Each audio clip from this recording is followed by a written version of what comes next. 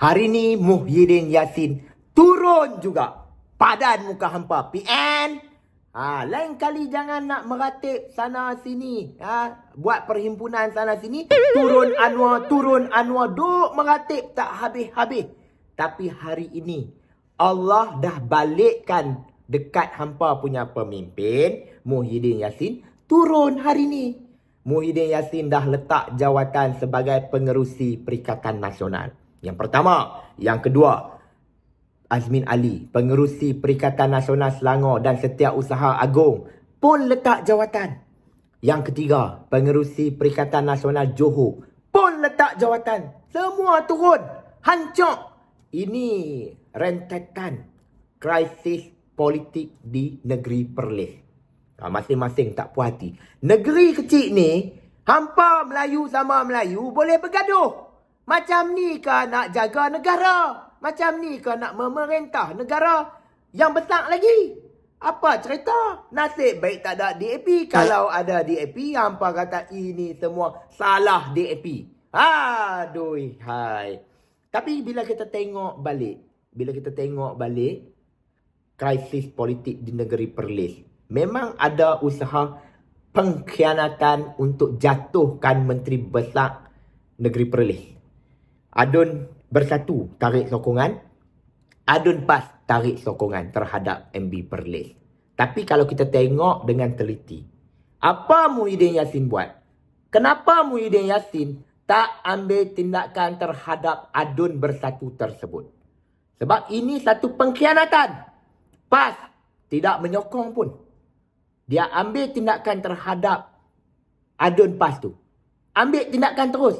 Ini menunjukkan PAS lebih berprinsip daripada Bersatu. Memang tak boleh pakai Bersatu. Dasar pengkhianat. Kalau pengkhianat tu, pengkhianat juga. Iyalah, dia punya presiden pun memang pengkhianat. Sebelum ni nak jadi PM pun khianat. Ini satu usaha pengkhianatan. Kalau kita tengok kenyataan media hari ini, PAS keluar kenyataan takkan terlibat dalam apa-apa jawatan di dalam kerajaan negeri Perlis, Esko ke apa benda ke semua. Ini bermakna bila kita tengok PAS tidak menyokong kepimpinan Menteri Besar yang baru lah ni dari Bersatu.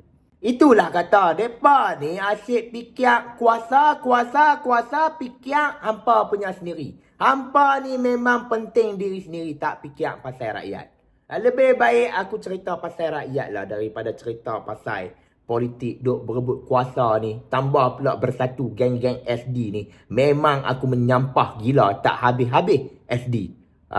Aku panas lah. Jadi aku nak cerita sikit lah pasal rakyat. Pasal rakyat bila kita tengok kan. Aku nak bagi tahu lah, ada satu berita yang baik lah. Walaupun tadi cerita negatif. Ni aku nak cerita yang positif. Siapa yang nak baru berjinak-jinak nak bela ayam, untuk beginner lah. Aku cadangkan hampa bela ayam saga. Ayam saga ni ayam tempatan. Senang bela, boleh tahan cuaca Malaysia, boleh tahan cuaca yang sangat panas. Senang membesar, kos yang rendah. Daging pun memang padu, memang sangat berkualiti tinggi. Jadi kepada usahawan muda ataupun agropreneur yang muda, hampa boleh mula bela ayam saga ni.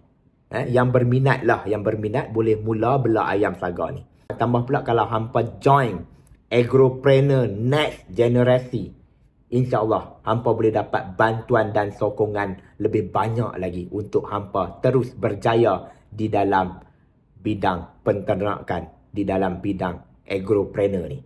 Jadi jangan lepaskan peluang ini. Kalau bermanfaat hampa tengok video aku ni, kongsi, repost, share kepada kawan-kawan yang berminat.